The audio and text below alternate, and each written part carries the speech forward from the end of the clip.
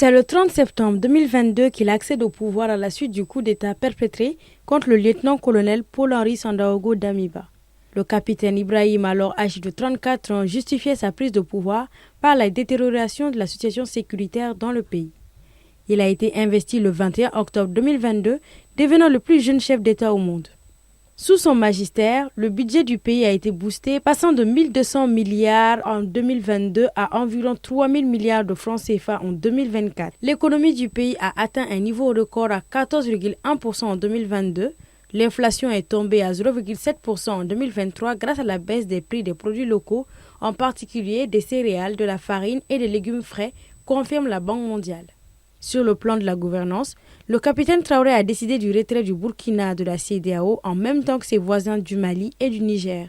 Les trois pays se sont réunis dans l'Alliance des États du Sahel, au sein de laquelle ils mutualisent leurs efforts contre le terrorisme à travers une architecture de défense commune. Nous allons situer ce bilan comme étant positif parce que en grande partie, dans la grande majorité des jeunes se reconnaissent en lui. À coup des actions qu'il a eu à entreprendre quand il a pris le pouvoir, ça nous a fait vraiment penser au capitaine Thomas Sankara. On peut parler du renoncement d'abord de son salaire de président. Il a préféré conserver uniquement son salaire de capitaine. Aussi, il faut dire que quand le président Ibrahim Traoré venait, les terroristes étaient aux portes de la capitale. Et s'ils prenaient la capitale, ils avaient tout pris. On se dit aujourd'hui que l'avancée vers la libération du territoire et le renouveau de l'espoir en un Burkina intégré que nous aurons sous le leadership du capitaine Ibrahim Traoré. Sur le plan sécuritaire, le gouvernement burkinabé a réorganisé les forces de défense et de sécurité, acquis de nouveaux équipements militaires et recruté environ 10 000 fonctionnaires dans l'armée. Un fonds de soutien patriotique pour renforcer l'engagement des citoyens en matière de sécurité a été créé. Malgré ces efforts, les attaques continuent toujours dans le pays.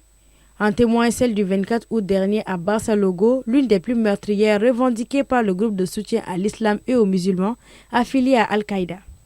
Le pays a également fait face à plusieurs tentatives de coup d'État déjouées.